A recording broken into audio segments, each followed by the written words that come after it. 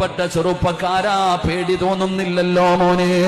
എന്റെ ചെറുപ്പക്കാരോട് പറയുന്നു, എടാ ഇന്ന് പലരും പറയുന്നത് ഉസ്താദേ തെറ്റു ചെയ്യാനുള്ള അവസരം ഇന്ന് കൂടുതലാണ്, കാലഘട്ടം ഇങ്ങനെയായി പോയി, കാലഘട്ടം ഇങ്ങനെയായി പോയി.